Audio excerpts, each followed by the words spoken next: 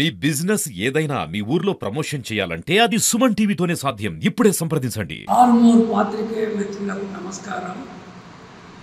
ఆర్మూర్ మండలంలోని అంకాపూర్ గ్రామంలో డబల్ బెడ్రూమ్లలో జరిగిన అవకతవకల మీద విచారణ జరపాలని చెప్పి 4 రోజులు రిలే నిరాహార దీక్ష చేయటం. అయితే ఈ సందర్భంగా నిజామాబాద్లో ఆర్మూర్ శాసనసభ్యులు రాకేష్ రెడ్డి గారు అరవింద్ గారితో ప్రెస్ మీట్లో ఉన్నప్పుడు పత్రికా విలేకరులు అయ్యామని సొంత గ్రామంలోనే డబల్ బెడ్రూమ్లలో అవకతవకలు జరిగినాయి, మరి దీని సంగతి ఏంది అని చెప్పి వాళ్ళు అడిగితే ఎమ్మెల్యే గారు అంత చౌకబారు ఉద్యమం చేస్తున్నారని చెప్పే పద్ధతుల్లో మాట్లాడారు.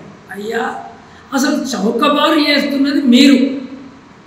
వాస్తవంగా ఉన్న పేర్లన్నీ తొలగించి నీ మనుషుల్ని పెట్టుకున్నటువంటి పరిస్థితి నీది.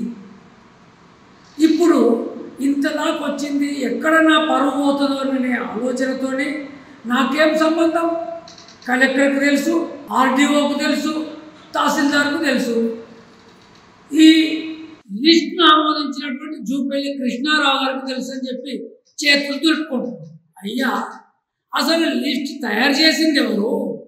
తయారు చేసిన దాన్ని తీసుకుపోయింది ఎవరు? అసలు కలెక్టర్కు సంబంధం లేదు, ఆర్డీఓకి సంబంధం లేదు, సబ్ కలెక్టర్కి సంబంధం లేదు, తహసీల్దార్కి సంబంధం లేదు. నీ మనుషులు ఎవరి పేర్లు పెట్టాలంటే వాళ్ళ పేర్లు వాళ్ళ మీద ఒత్తిడి తీసుకొచ్చి పెట్టించింది మీరు. ఇవాళ తప్పించుకొని మాట్లాడటం అంటే ఇంతకంటే దుర్మార్గమైన పద్ధతి ఇంకోటి లేదు. ఏది ఏమైనా తప్పు జరిగితే దాన్ని సరిదిద్దుకోవాల్సిన బాధ్యత నీది. మేము ఎర్రజెండా పార్టీలకు చెప్పినాం, వాళ్ళు చౌకబారు పద్ధతులు, ఎర్రజెండా పార్టీలు ఎప్పుడు కూడా చౌకబారు పద్ధతులు చేయరు. అది నువ్వు చేసినావు కాబట్టే ఇవాళ ఇతరుల మీద నెట్టే ప్రయత్నం చేస్తున్నావు.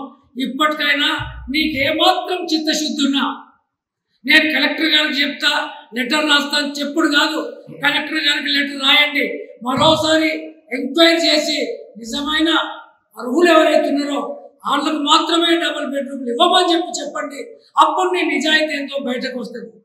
అంతేగాని నేను పక్కకు 2 ఎకరాల భూమి తీసుకున్నా, దాంట్లో నేను మళ్ళీ ఇల్లు కడతా, ఇవి ఎవరికండి చెప్పుడు? ఒకవేళ నీకు అంత నిజంగా కట్టి ఇవ్వాలనే షోక్ ఉంటే ముందు కట్టిన ఏవైతున్నాయో అవి నిజమైన లబ్ధిదారులకు ఇవ్వండి. ఆ తర్వాత నీ మనుషులకు ఇవ్వాలనుకుంటే అందులో ఇచ్చుకోండి, నేను ఎవడొద్దని చెప్పాడు. కాబట్టి మీరు ఈ పద్ధతుల్లో నువ్వు తప్పు చేసి ఇతరుల మీద తోయటానికి ప్రయత్నం చేయటాన్ని మేము సహించేది లేదు.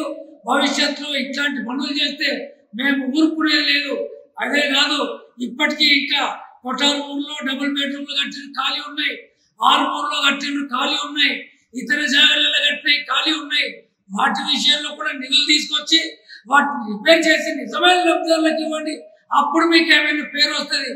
అంతేగాని మీరు ఏదో పద్ధతుల్లో తప్పించుకోవటానికి మా అంకాపూర్లోకి ఇచ్చేసిన అని చెప్పి అది చేస్తే లాభం లేదు. మొత్తం ఇల్లు లేని పేదలందరినీ రోడ్ల మీద తీసుకొస్తాం, ఖచ్చితంగా పెద్ద ఎత్తున ఉద్యమం చేస్తామని చెప్పి ఈ సందర్భంగా మేము హెచ్చరిస్తున్నాం. అధికారులారా, మీ మీద ఎత్తున్నాడు కాబట్టి ఇప్పటికైనా మీరు దానికి తగ్గట్లు చర్యలు తీసుకొని అనర్హులను తొలగించాలని చెప్పి, లేకపోతే వాళ్ళ ప్రమేయం లేకుండా అధికారుల ప్రమేయమే ఉంటే అధికారుల మీద కఠిన చర్యలు తీసుకోవాలని చెప్పి మేము డిమాండ్ చేస్తున్నాం. సార్, రాకేష్ రెడ్డి గారు, మీరు మొన్న ప్రెస్ మీట్లో అన్నారు భూమిపుత్రులని. భూమిపుత్రుల నుంచి మేము కూడా దాంట్లో మేము కూడా గెలవటం సార్. 45 ఏళ్ళ నుంచి మేము అంకాపూర్లో గుడిసెలు వేసినప్పటి నుంచి మేము అంకాపూర్లో ఉంటున్నాం. ఇప్పుడు మీరు వంచిన దాంట్లో కూడా చాలా మంది ఎక్కువ నుంచి వచ్చి బతికి 5-10 ఏళ్ళ నుంచి ఉన్న వాళ్ళు కూడా చాలా మంది ఉన్నారు సార్. దాంట్లో కూడా మీరు దాన్ని గమనించి మరి వాళ్ళు భూమిపుత్రులా మేము భూమిపుత్రులా అది మీరు సర్వే చేయించి దాంట్లో ఉన్న వాళ్ళని అనర్హులను తీసేసి అర్హులను కేటాయించాలని మేము డిమాండ్ చేస్తున్నాం సార్. ఇంకో విషయం ఏంటంటే, మీరు అన్నారు కదా అధికారులు తప్పు చేశారు, మేము మాకు సంబంధం లేదు అన్నారు కదా సార్.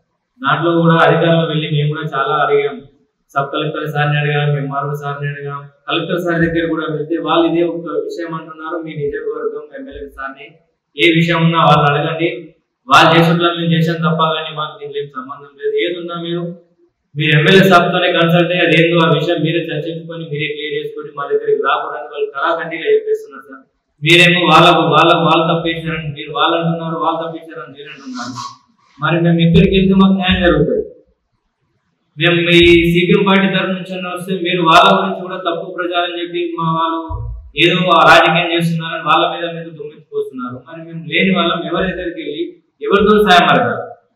సార్ మీరు సర్వే చేయిస్తున్నారు, ప్లీజ్ సార్ దయచేసి మీరు కలెక్టర్ దగ్గర తీసుకొచ్చి మీరు నిలబడి సర్వే చేయించి మరి ఇది ఏంటి ఏం కథ చేయించి మళ్ళీ సర్వే చేయించి మమ్మల్ని మేము భూమిపుత్రులు కాదని చెప్తున్నాము. రండి సార్ మా ఇంటికి వచ్చి చూడండి, మేము భూమిపుత్రులమా, మాకు ఇల్లు ఉన్నాయా లేవా, మరి వాళ్ళు మీరు ఇచ్చిన దాంట్లో వాళ్ళ దగ్గరికి వెళ్ళి సర్వే చేయించండి, వాళ్ళ దగ్గర ఇల్లు ఉన్నాయా లేవా, మరి ఎవరు సరిపోతారు ఎవరు సరిపోరు, ఎవరు అనరులు ఎవరు అనరు, మీరు సర్వే చేయించి రీసర్వే చేయించి మాకు ఇల్లు కేటాయించాలని మేము అడుగుతున్నాం సార్. ప్లీజ్ సార్ దయచేసి మమ్మల్ని గుర్తించండి సార్ ప్లీజ్.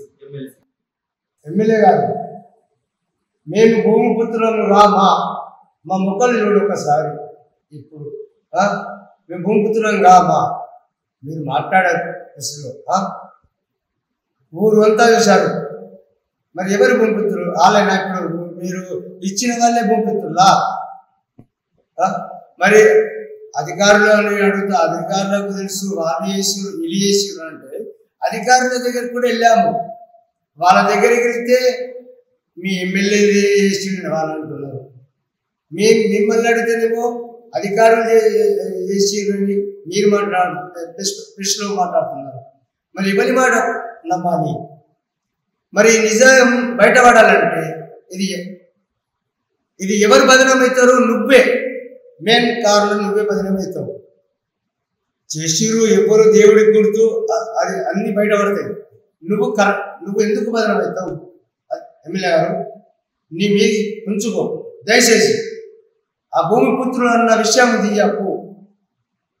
అర్హులైన వాళ్ళు ఎవరు వాళ్ళని గట్టిగా గమనించి మళ్ళీ దాన్ని సర్వే చేయించి అధికారాలు వినిపించి నీ పేరు నిలబెట్టుకో. ఎందుకంటే మనం 87 తిరిగినాం, మంచి పేరు తెచ్చుకున్నాం, గిలకల ముందే పేరు తెచ్చుకున్నాం. దయచేసి నీకు నేను మన అంకాపూర్ గ్రామం నుంచి నేను పోషటిని మాట్లాడుతున్నా. ప్రతి ఒక్క ఊరు వాళ్ళు నాకు ఫోన్ చేసి అడుగుతున్నారు, మీరు ఇంత మంచి పేరు తెచ్చుకున్న వాళ్ళు ఇంత ఘోరంగా జరుగుతుందంటే నాకు బాధ అనిపిస్తుంది. దయచేసి ఎమ్మెల్యే గారు ఇది అర్జెంటుగా దీన్ని చర్య తీసుకొని మీరు మీటింగ్ పెట్టి దీన్ని నాకు ఏదో ఒకటి క్లియర్గా చేసేయాలని మీకు ధన్యవాదాలు చెప్తున్నాను.